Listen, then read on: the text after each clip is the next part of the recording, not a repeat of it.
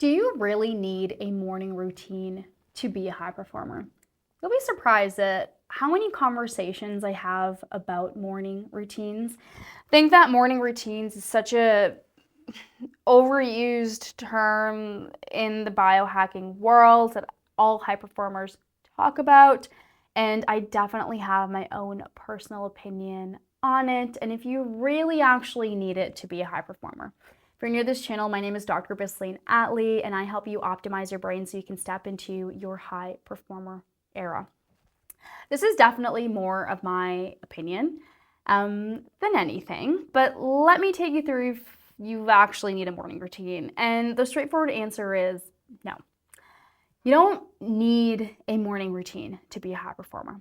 And I mean, really, when it comes to being a high performer, as long as you're able to get the work done that you need to get done, like you don't really need anything, you know? And ultimately, when we look at all of these strategies that we put in place in our life, it's to make it easier for us to get the work done that we need to get done. The reason that we have morning routines is so that we can be in this so-called better mental space, so that it makes it easier for us to ultimately take action on the stuff that we need to get done. But if you're able to just get the stuff that you need to get done anyways without it, you don't really need a morning routine. You can just wake up and go about your day and do whatever it is that you need to do. So that's kind of the straightforward answer. So the reason that you might want to consider a morning routine is for that exact reason that I said before, is if you find that when you wake up, you just you snooze your alarm clock 20 times, so you wake up 10 minutes before you need to go to work, you quickly put on your clothes and you rush to get to work or rush to turn on your computer if you work from home, and it's just a chaotic morning, and you feel like your mindset and your headset, you're just not in the right place when you wake up, and that then impacts and affects the rest of your day, and you can't get the work that you need to get done because of how you started your morning, and that set just the wrong foundation for you, then you are someone who might want to consider having a morning routine so that you can better support your brain, so you can have a better foundation for your day, so that you can actually get the stuff that you need to get done for the day. But again, it's not necessary for you. Now, I can even share my example here. My boyfriend, for example, he has zero morning routine. Like, he just gets out of bed and he just starts working. Or he'll get out of bed and I don't know, like brush his teeth, do whatever he needs to do, and it just goes and starts working right away. And then me, I'll oscillate between that sometimes. Sometimes I'll get up and just start working, or sometimes I'll be like, I need to journal, or I need to work out. I do love a workout. And here's the other thing too, right, is experiment to see what works best for you. I've experimented over the years to see what makes me feel the best when I wake up in the morning so that I feel like I can tackle my to-do list with ease. That's how you want to think about it. What are the activities you can do in the morning to help you tackle your to-do list with ease? And it doesn't have to be a lot of things. I hate these like billionaire biohackers who share like these strategies. Just spend 2 hours in the morning and like $7,000 every day to get your body and mind in the right state so you can get the stuff that you need to get done. It doesn't have to be that complicated. What I will usually do is I'll get up, I'll do a workout, and then get ready and start work. Or some mornings I'll get up, if I have a longer morning, that's usually on the weekends, I'll get up, I'll do a workout, I'll journal, read a couple pages of like a good book that puts me in a positive mood, and then I'll take action on my work. And then there's other days where I will literally get up and just start working right away. I'll make my tea, and I'm still in my PJs, open my laptop, and I just start working right away. Like, there is no right or wrong with that. I know some people would be like, oh my God, like you just get up and start working right away. I'm like, yeah, like that's what feels good to me that day. So that is what I'm going to do that day because this is just what makes me feel good. And so that's what you need to look at when it comes to this whole morning routine piece of things, is what helps you feel good in the morning so that you can tackle your to-do list with ease. And choosing things that puts your mind in a good state, that could look like so many different things for you, right? You don't have to journal and meditate and work out because all of these health gurus say that that's what you should do first thing in the morning.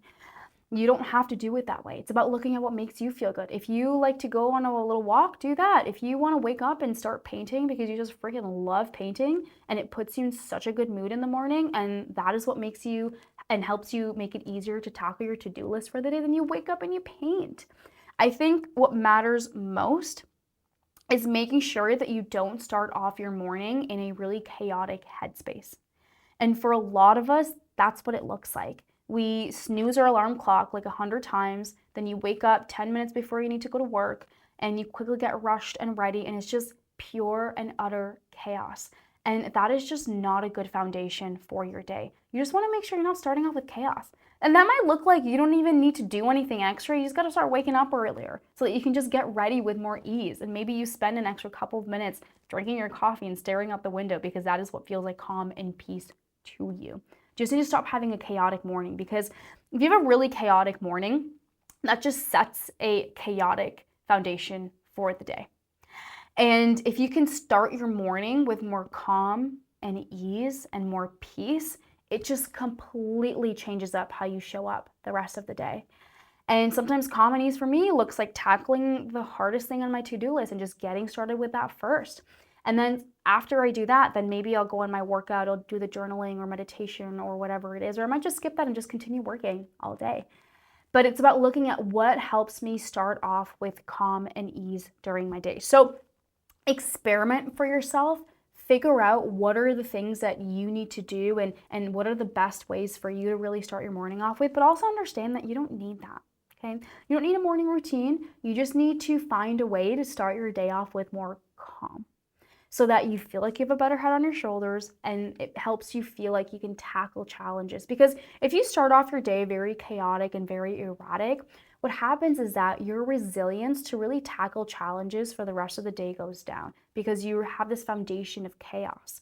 So if you can start your day off by doing something that brings some calm and ease into your life, then it sets up a foundation of resilience for the rest of the day. And so the more that you can do that, the better. And especially in environments where you are in charge of other people, leading other people, you're in environments where you're connecting with people often. For example, someone who's like a coder or whatever, not really talking to a lot of people, maybe they can get away with having a bit of a chaotic morning. But if you're in a role and environment where your core piece is to connect with people around you, please start your morning off with some sort of calm and ease activity. And make sure that you're doing something to nourish your soul a little bit before you put yourself in that environment, because then your capacity to support others, to guide others, to help them significantly decreases because you started your morning off with chaos, complete chaos. The other thing I want to emphasize too with this whole morning routine piece thing, it doesn't have to be long. My whole philosophy is that great health is very simple if you do the simple things consistently every single day. So if all you have is 10 minutes, just spend 10 minutes. Like make your coffee and just sit by the window and just let yourself be for 10 minutes. Or do that 10-minute workout, or go on that 10-minute walk, or do that meditation, or go paint for 10 minutes, or read 10 pages of your favorite book in the morning so that you can start your day off with calm and peace and ease and help yourself be in this good, positive state before you go and support other people and try to help them get to that place. And this just helps to make sure that you're not giving on empty as well. So what is the ultimate consensus? No, you don't need a morning routine. You just want to make sure that you're starting your day off with calm and ease, and that looks very different for everybody. So experiment with things until you find what works for you, and understand that you don't need to spend 2 to 3 hours in the morning. Even if you just give yourself 10, 15 minutes, that can completely change the entire trajectory of your day. If you are ready to step into your high performer era, and if you want support, I'm here for you. Start your journey by taking the What Type of High Performer Are You quiz below to understand your high performer type and start learning how you can support your brain.